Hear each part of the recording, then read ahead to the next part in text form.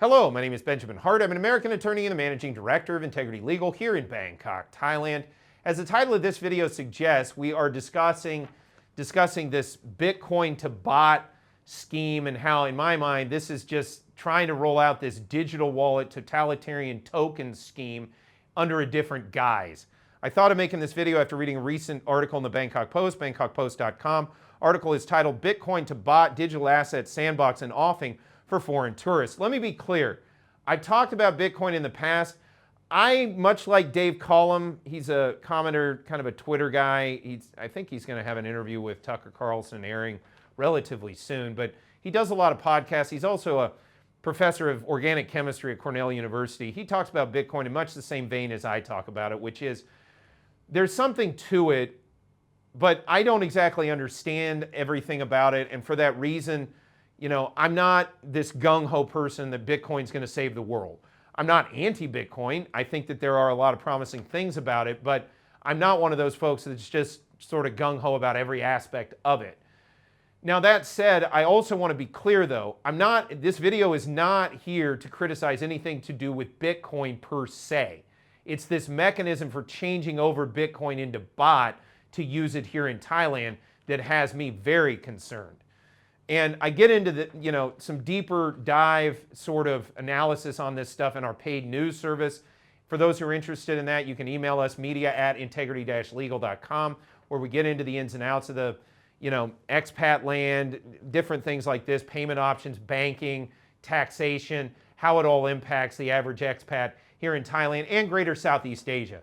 Also, while I'm talking my book, as I've discussed in other videos, my better half and I set up a restaurant here in downtown Bangkok, Pancake Palace, as the name implies. It's breakfast any time, as well as American diner style food. And, for folks who are interested in that kind of dining, there are links in the description below to find us. So come on down and see us at Pancake Palace sometime. That said, let's get into this again, bangkokpost.com, Bitcoin to Baht article, quoting directly, the government's latest initiative allowing foreign tourists to convert digital assets into Baht for spending during their time in the country is expected to boost foreign tourist spending by an additional 10%, says Finance Minister Pichai Chunhawajira. Speaking after the launch of the Tourist DigiPay scheme, Mr. Pichai said the initiative, which is scheduled to operate as a nationwide sandbox, will enable foreign tourists visiting Thailand to convert their digital assets into Baht and use them via the country's e-money system. I didn't know we had an e-money system. Quoting further, Thailand is likely to be the first country in the world to implement this feature, he said, adding that tourists would be able to make purchases at a range of businesses from small shops to large retailers. Again, sounding a lot like that digital wallet. Quoting further, if the pilot phase proceeds smoothly, these limits may be increased in the future, said Mr. Pichai. So notice it's going to be constricted, but they may allow it to be expanded. So it's totalitarian to begin with from its inception. As we talked about in 2023, when this now more rump coalition government first came in, first thing they rolled out was the so-called digital wallet, which was going to be a handout, but what it did was impose a digital monetary system of a completely totalitarian nature that would track, trace every transaction. The money could be turned on and off. It could only be used within a certain perimeter, and it could only be used to buy certain things. That's what this whole thing sounded like to me. That said, quoting further, Finance Permanent Secretary Lavaron Sangsnit said the project will not be limited to any specific area, but will be available nationwide, with only the spending limits being restricted. Quoting further, foreign tourists wishing to convert digital assets into Baht to pay for goods and services in Thailand would be required to complete Know Your Customer procedures. It's this constant nanny state. They don't want you to even be able to use your own little pocket money privately. Quoting further, to open an account with a digital asset service provider and create a tourist wallet with an e-money provider. The digital assets would then be transferred into the wallet linked to the regulated digital asset provider, where they will be converted into Baht and could be used for spending within the country. How about you just convert your own money using one of these exchange places and just use cash? You got to interact with this. The knee bone connects to the foot bone, to the hip bone, to the this, that, and the other thing in order to just walk around and spend a little money in Thailand. And this is ridiculous totalitarian nonsense. It's absurd in the level of complexity for what can be heretofore simple transactions.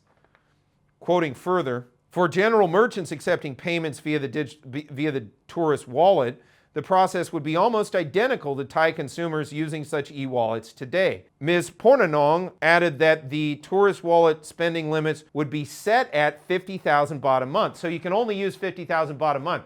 Interesting. Haven't we heard recently that now most of the digital banking platforms are doing everything in their power to make it incredibly difficult to move around money more than 50,000 baht per month? Well, where did we hear that? Why? To what end?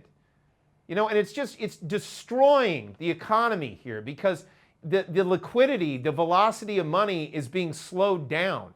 And we're watching it just suck up the liquidity in the economy, and we're just seeing it become moribund. You can just look outside. It's immediately apparent.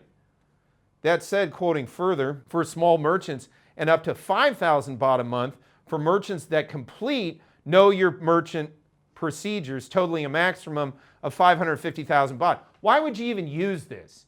The max you can make, they have a set max from the get-go as a merchant, how much you can make off of this thing.